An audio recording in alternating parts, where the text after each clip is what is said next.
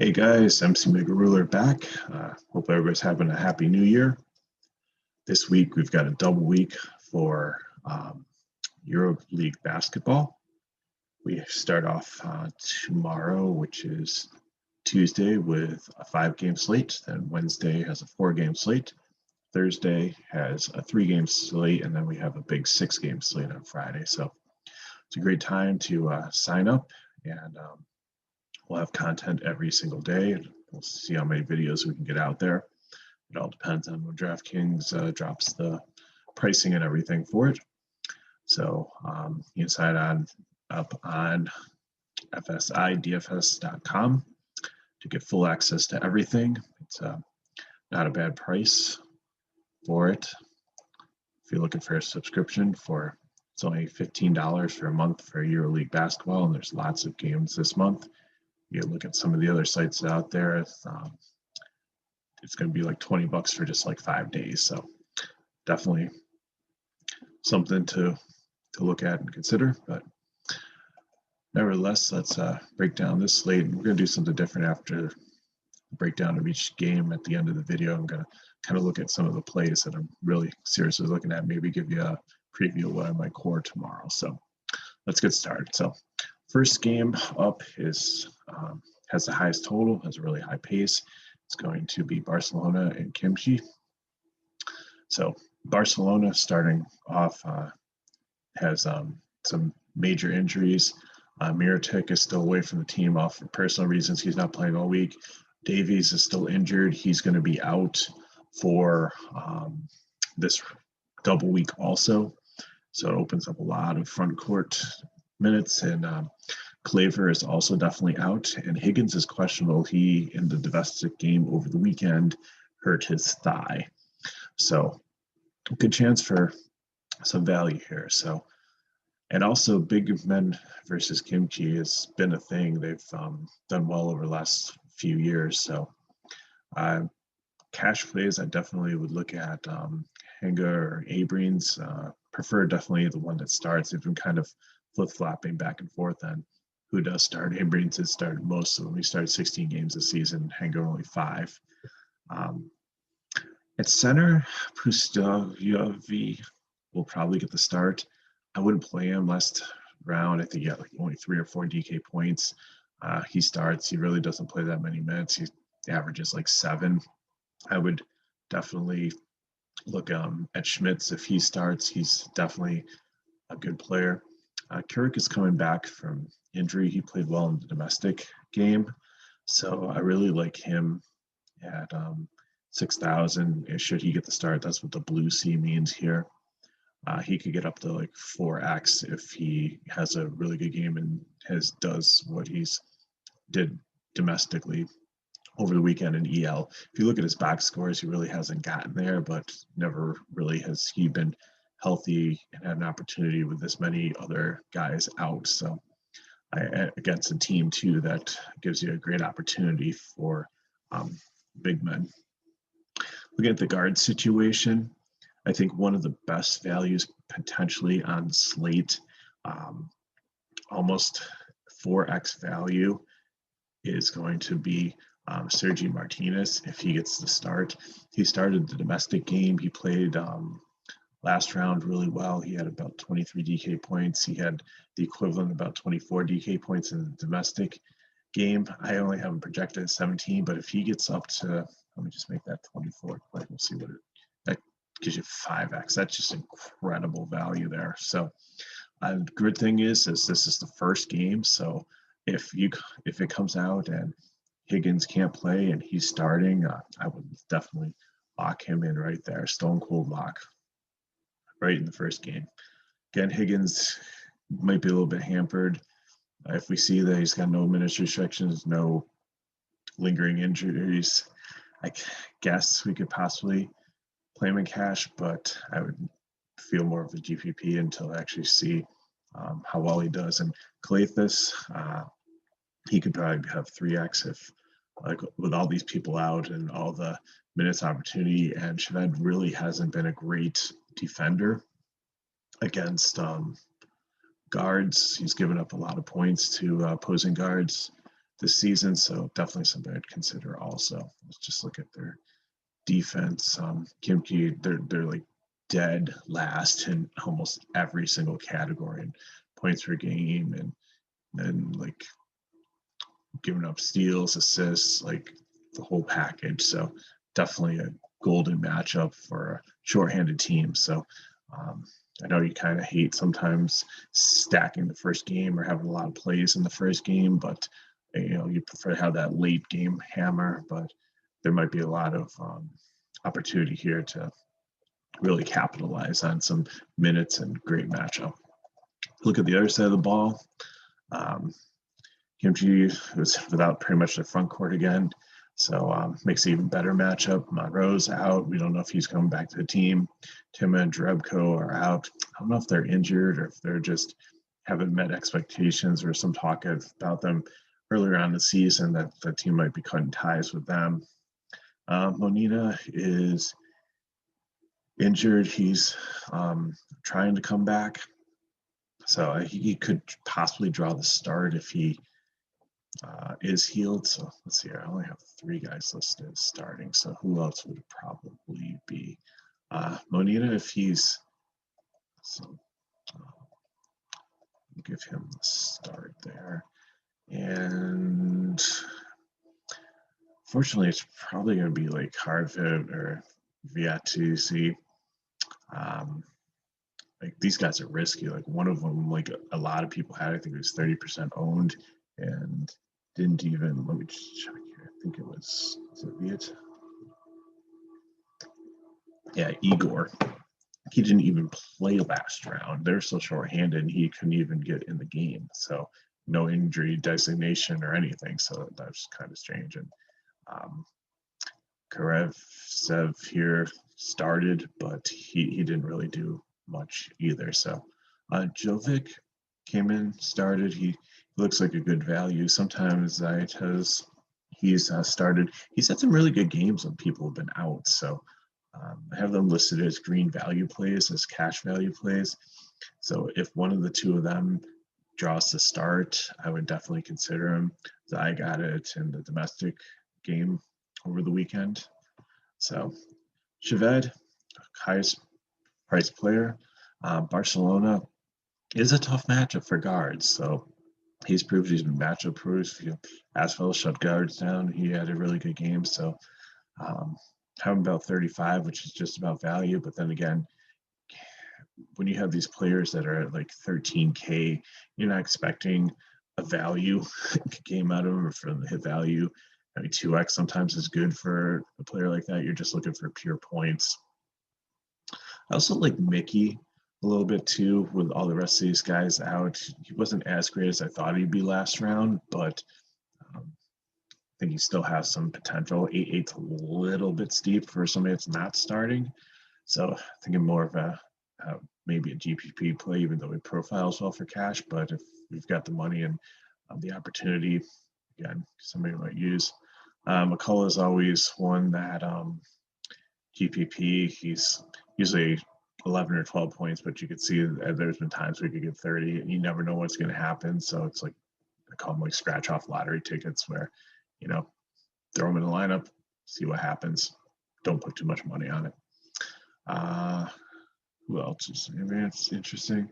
Like Bertans, like some of these like minor guys, if you see them starting, then I would consider them if you're trying to save some money. But there's a lot of great value plays on this slate, so I just look elsewhere. It's a 5-game slate.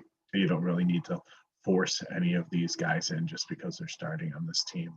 Barcelona's a tough matchup, and even though they're shorthanded, they should be able to handle them pretty easily. Okay, the next game we're going to look at is going to be Berlin and Efes. That game starts at 12:30. The slate tips off at noon with the first game with Barcelona and Kimchi. So I mentioned that earlier. This one, Lammers seems to be back. I don't feel he's 100%, and they look like the total's not bad in this game. It's one of the lower ones, but it looks like Berlin is just going to get smoked. They're favored to lose by 11.5, so that's pretty solid. Giffey is definitely out, but there's a lot of question on some of these other players. Sigma said that he might play. He's coming back from a thigh injury. I think Silva has a thigh injury too. I don't know what's going on with these thigh injuries. It seems like there's a lot of them. And eHealth recently, it's just kind of remarkable that you don't really see that much in the NBA. So I don't know if their teams are doing a lot of stairs or something, but just it's kind of crazy. Erickson, I believe, had an ankle. He dressed last round, and he dressed for, I believe, the domestic game. He didn't get in. He was there for emergency purposes, but looks like he's getting pretty close to coming back. So really don't know the status of some of these guys.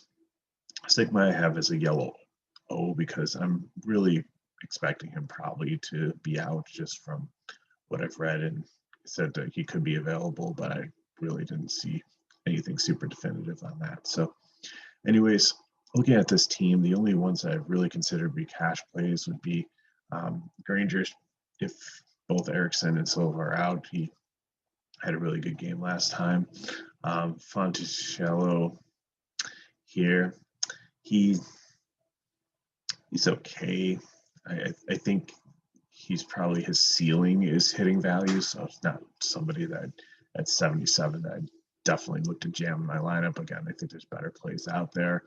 Lammers, I mean, he's been a good player, but he's slowly coming back from his injury, so I still think he's a GPP. Lyman's, I'd consider him. I mean, he can get up to 3x and maybe hit like 19 or 20 if the other guys in the front court do end up being out. So someone that you can look at, and I feel better playing him at 66 than Fond at 77 if he gets the start. So Lindy, keep an eye on too. I don't expect much out of him. I have his pretty pathetic X value and prediction, but there have been times where he started to. Shorthandedness could be useful. Schneider had a good game a couple rounds ago. I think he had like 20 some points, which was like absolutely smashed, but came back to earth last round. So he's not consistent. I don't trust him either. Jonas Matisek, he's one that might actually see how did he do last round? He'll probably get like maybe 11 to 13, but at that price, that's gonna get you value. So if you need like a lower price punt and you do see that he does get the start, then he's somebody I'd consider also. Molo, he's had some good games. If he starts, might consider him, but 64 is way too high. There's other better value guards out there. He's kind of stuck in no man's land, so not really considering them. Erickson, if he is back from the ankle injury, probably is only going to get like a dozen points. So I'm not interested there either. Okay, let's look on the other side of the ball. And FS is starting to get healthy again, but now they're starting to like lose some people again. So Police looked like he was going to be back, but now he's officially out.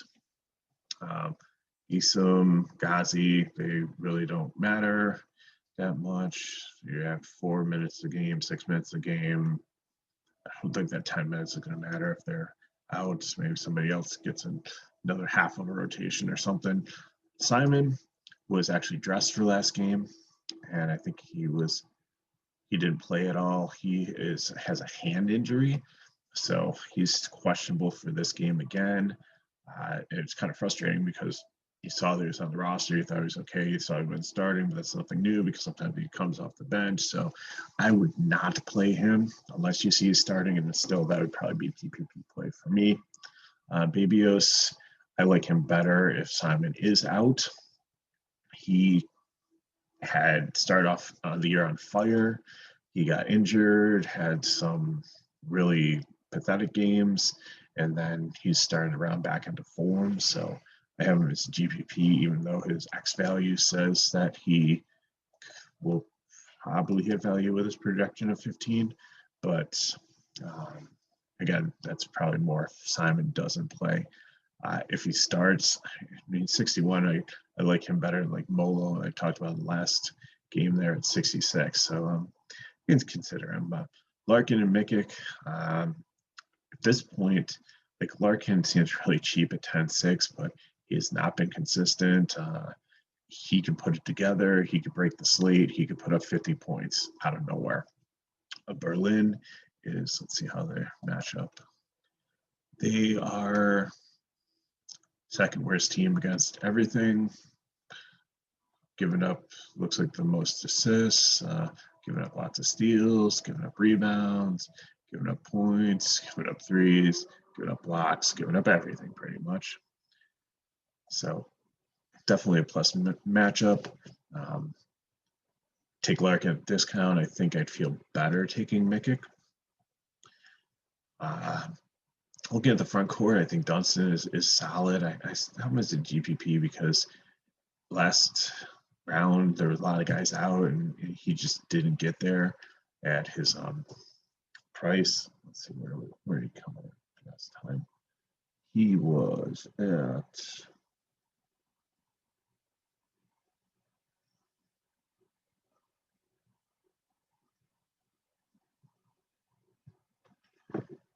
he had 20 DK points, and that's kind of close to what I haven't projected at, and that's 2.3x. I'm looking for 2.5. So Singleton and Anderson, actually, they had smash games last time out. If both of them get the start again, I would definitely consider them here. I have their projections below value at this point, but I definitely see them getting up to almost 3x if they do start and if they perform like they did last time out. So they're ones in the mid-range, a little bit more expensive than value. I usually, if you have watched these videos before, I usually set my value at 5,500 or less. So at 59 and 65, it's about 400 and 1,000 more, but they're definitely good place in that range.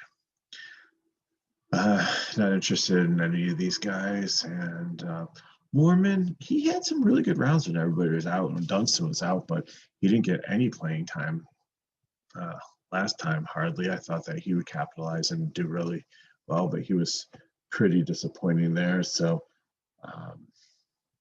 again, it was his last rounds have been like 16, 18, and then he was back down to 10, but there was a stretch where he was like in the 20s and actually had like almost a 40-point game when everybody was out. So he definitely has the potential to do it.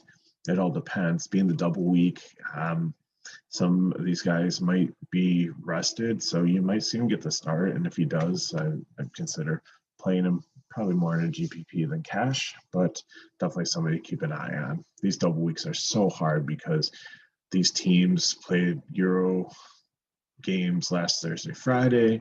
Most of them had domestic games over the weekend, and then you're looking at another 2 games in 2 or 3 days coming up again, and then going into another weekend with more domestic games. So a lot of basketball for these guys. So teams will try to rest them. It is an easier matchup, so might give the B team. Like, I wouldn't be surprised if I see Stanley starting. Last year, I've been so excited. I played him a couple times when he started. He absolutely smashed. This year, he can't even break 10 DK points. Watch tomorrow. He has a 30 burger, but I doubt it. So I'm not going to get too excited if I see him starting. Okay, next game comes up at 12:45. So these games are pretty spaced together early on. And that would be Baskonia and Fenerbahce. So we'll go into Baskonia first. They're all healthy. They're playing well. The only thing with this team that's kind of frustrating is the center position. It looks like Fall's back and he's starting to get to the point where he's going to be the dominant one and the starter again. I haven't predicted 24 points. That's what he's got in the last couple of rounds. That's like 3x at his price. So if you do see that he is the starter, then he's definitely one to consider there. Sub 8K, like him. Jakiri seems to have like kind of faded into the background. He did push to the forefront when Fall was struggling there for a little bit. I don't know if he was injured or if it was a COVID thing or what was going on, but Jakiri really hasn't done much than get his point value in like kind of the teens. So 69, that's a little too expensive for that. So he's GPP. If he starts, does pique my interest a little bit. And then Peters is the other one. I gave him a blue C. He started the domestic game. He's done well when starting too. So it's all between, you know, those three guys, but Fall definitely would be my favorite. But even beyond that, I think Archie Pull and Ara here is someone that might want to lock into cash games. I think he might be one of the first core players that I talk about today. He has just had a really good stretch recently. What's his price? His price is 10.9. So let's look at his box score last few games. Okay, so December 10th, he had 48. Then he had a 20. Then he had 32 and 42 and 33. So he has definitely been playing well recently. So definitely someone that I'm really strongly considering playing and possibly would put in my core for tomorrow. Looking at the guard position, Henry has been strong recently, averaging about 30 DK points a game, 11.4. So it's fair. He's priced efficiently, and I think that he definitely can get a little bit above his 2.5 for value. Vildosa has had some strong games at the beginning, faded away a little bit. He seems to be rounding back into form. 76 is a fair price for him. I think that he could definitely get to value, maybe a little bit more. Not going to smash, but somebody definitely solid if you're looking for a guard in that range. Not interested in Dragic or Krkic. And Euditis, he's always frustrating because he's a really good player, but he's never consistent. He could get you 10 points, he could get you 30 points. There's no in between. So who knows? It's like Dr. Jekyll and Mr. Hyde. Who knows which is going to show up? Have him listed GPP. Figure you can get about 20 points. It won't be value, but if you're going to stack this game, he would be a good one to, or the team, he would be one to put in your stack. But as a one-off, I just don't really like that play. Moving on to Fenner. And I believe Baskonia is pretty decent defensively. Let's see, where are they here? Yeah, 4th overall, 5th versus guards, 4th versus small forwards, and 3rd versus big men. So this is going to be a tough matchup for them. They don't have injury issues. Perez is questionable, hasn't played yet this year, so it really doesn't matter that much. Looking at this team, really don't like the front court. Besides Vesely, he seems like a solid cash play. He's kind of vanilla. You know what you're going to get with him. He's going to come in. He's a blue-collar guy. He's going to do his job and get to value, and that's it. He's disappointed a couple times, but for the most part, he usually comes in, shows up, does his job, does well, doesn't break the slate, but he does what he needs to do in cash. Brown has started to come back a little bit. He's playing better. Erdrich, he's been decent also. So I can see both of them being in the high 2Xs. So I like both of them in cash, even though it's a tough matchup. And Nando also profiles well for cash also, but kind of just right on the border. Many other better plays I would take over him. You know, you just kind of end up in a no man's land, and he has like the salary that fits. He's last man in. I can take it, but even though these guards profile okay for cash, again, I'd take them as one-offs, last man in, if they fit in your build and you need somebody that are acceptable for cash, but they're not people that I'm making a priority at all. Okay, moving on to the next game is Olympiacos and Maccabi. Olympiacos has 3 guys out, pretty key guys. Papa, Harrison is out, who got the start last time when McKissick was out, but now McKissick is back, and Colmenares. So what to do with this team? The front court's always been a mess, but Zenkov, really like him also. Someone that I would consider playing even though he doesn't start. Let's look at his box scores recently. Like he has had some really solid games. And he's one that I trust if he's starting or not. Let's see his box scores. He had last three, 29, 33, 28. He had a 15 like 4 rounds ago, but before that he was at 26. So he's been playing solid basketball off the bench with these injuries. I think that really helps him also. There was rumor that Hassan Martin got hurt in practice also. He is not on the injury designation. It seems like he's okay, but that's still in the back of my mind. So G-Print, Martin, and Levio, Jean Charles, they're all GPP plays. If one of them gets a start, they fit your budget, you could probably play him in cash, but Ellis is, if he gets a start, is definitely someone I'd look at cash. He probably could get 19, 20 DK points, which is like 3x. And then definitely love Vez. I think he can get in the mid 20s again also. And just even though he's 86, I think still getting 3x there, that's a really good play. So like those two, Ellis and Vez. Not really much of the rest of the front court. Looking at the back court, Jenkins gets the start, really does nothing.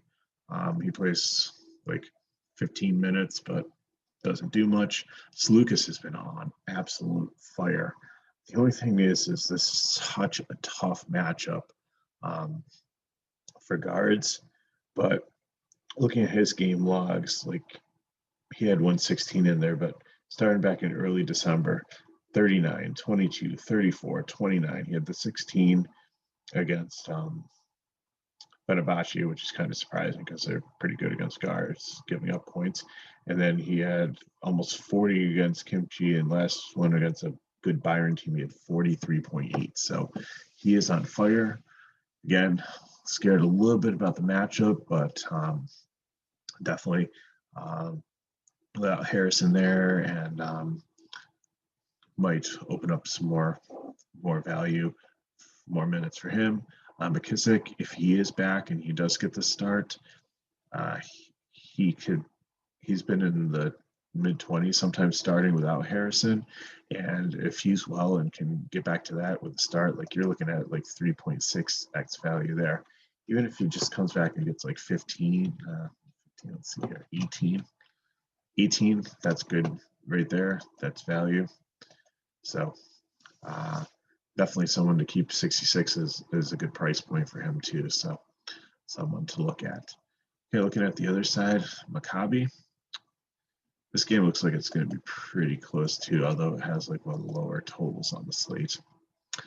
Maccabi, Cohen is out. Hunter's questionable again. He's dealing with an eye injury.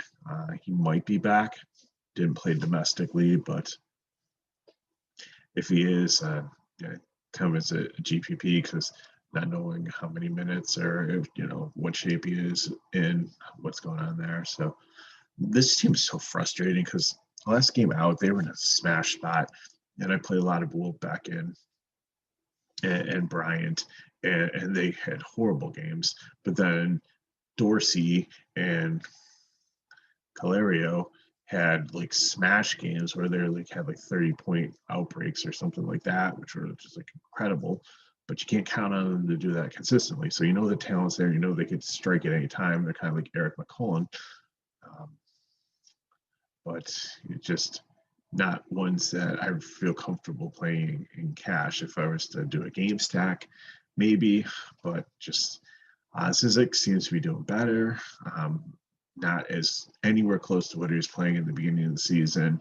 I don't think he gets the value yet. Again, if he starts, someone you can consider, but I think more of a GPP. If Hunter's out, I like him better. If Hunter's in, not too sure. Even if Hunter does play, I'm not sure about him. Caspi's been getting the start too, but he still hasn't even scrape like kind of close to like 10 DK points, even though he's only at 44 and he's a starter. He just really doesn't play the minutes. I just don't understand that. Zuzman's had some starts too. I wouldn't fall for that one either. He's 43, but still he just doesn't get the production. So I think there's Chris Jones. Like he was another one that had a smash game. He's had some great games. He profiles at 2.5x, but I think I just don't trust him to consistently produce. So a little risky. I'd play more in GPP only. That takes us to the final game, which is at 2:45. This last game's at 2 o'clock, so you're gonna have like an hour gap, a little bit between the Baskonia game and the Olympiacos game. And then the final game at 2:45 p.m. is going to be Valencia and Milano.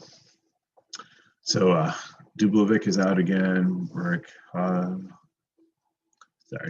Marine Kovic. He's been out for a while. Valencia is frustrating with the guards. They were last year. They have so many of them that they can put in here between Van Rossum and Hermansen and Prekulic and Sastre is getting the starts now, and they added Porto to the team, although he's not really playing that much. Last game, he had Sastre and Van Rossum getting the start. Vives was questionable. I don't remember if he played or not, but that's another one you could throw in the mix. So it's, if you're going to play a Valencia guard, make sure they start. The hard thing is it's the last game. So there's so many other different options out there. I would look at Sastre if he starts. He's not a bad price there. Let's see. What did he actually come back at last week with starting? Well, he actually had 16 DK points, and that's like after only having like a handful in his first couple of games. So if he gets a start and there might be another guy out or so, I consider him. Prekulic, I loved. I courted him in a couple of games like early on in the season. Like he was on fire. He can come out and just hit 3 after 3 after 3. There was one like third or fourth quarter where he just completely took the game over and just like smashed it. We all thought he was going to snowflake for the day, and he ended up on fire at the end of it. But again, he's one that I like better if he's starting and there's other guys out. I wouldn't play him off the bench. The front court with Dublovic out, Williams got the start last time. He's a really good player, but he's really inconsistent also, so he's a bit risky having his GPP. Sam M, he has his games every so often. Again, he's risky, so he's value GPP. Labier, I really like him at only 66. He had a really good game. It seems like he's healed from his injury. He's coming back and doing well. So he's definitely one, if he starts, that I'd consider. But Toby should take over and start again at center. He had a smash game, 30 points last time out, has always done really well when Dublovic has been out, when Dublovic's in foul trouble. I've sometimes played him even as a bench player, just because I know what a great player he is. And I think that he could be close to 4x. So he's definitely another one that I might be looking into to lock in for a core player tomorrow, possibly. Clinic has been playing better, still gets a GPP for being consistent. There was one point where he was almost as automatic as Vesely, but then that kind of faded away. There's just a lot of options on this team. They're playing a really good season, better than people expected. But I think Milan is, look at how they are defensively. They're a really good matchup for front court. Back court, they look to be a little bit tough. So again, with all these guards, the only one I would consider would be like Sastre as like a value guy if you're trying to play like Chavet and some like high price forwards. And I think like Sastre, and there's a couple guys in like that 4-4, 4-5 range that can maybe get you like 15 points and hit value, so you can spend up elsewhere, but definitely not a priority. And looking at the final team, Milano, they have Shields out. Mikov is questionable. Not sure if he's going to play. So this team is deep, has a lot of pieces, but really underperforms consistently. Like Brooks, even though he's like started a couple games, Tark he starts and really doesn't play that many minutes. They're getting like 12 or 13 minutes, which is pathetic for starters. So they're priced low, so possibly a GPP targets. Hines, the same thing. He's at 7-9. He's had some really good games, but not consistently. DeTome, I would have him as a cash play if he starts, because I think he can get like 15 points in the starting position, and at 5'8", that's definitely going to hit value. Mikoff, not excited if he's there. Lede thought I would have a smash game with all these guys out, and he kind of blew it, so not too interested in him again this time. I do like the guards, though. Punter and Delaney seem like solid plays. Esrad, he seems like a good one. I keep an eye, and I know this is hard because it's the last game, but the one thing you could do, like I said, with like Sastre, is he and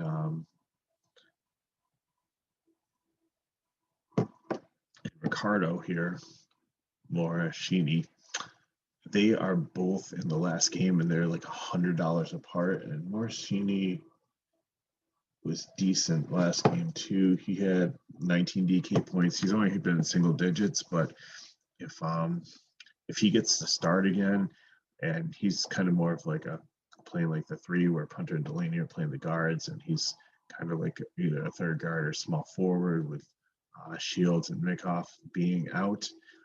That's definitely something. If we see in the morning that Mikoff's out, then it possibly, like I said, if you want to try to play Shaved and play some of these higher priced forwards in your line, then I would have like Morashini or Sastre in that final guard spot, and you can, if one of them starts, you can pivot on them, and it would, you've got 2 shots at one of them starting, and that could really help you get a lot of value or a lot of higher priced players in your line with those values. I'm not saying this is a must strategy. It's just saying one of the things that I did look at when doing some builds. So I'm going to switch over to screens. I talked about building lines.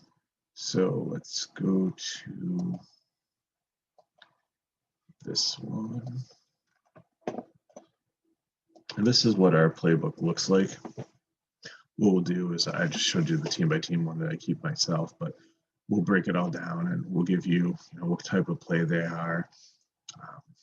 The green C's are definitely cash plays, blue C's if they start, yellow G's for GPP, F for fade. There's value plays.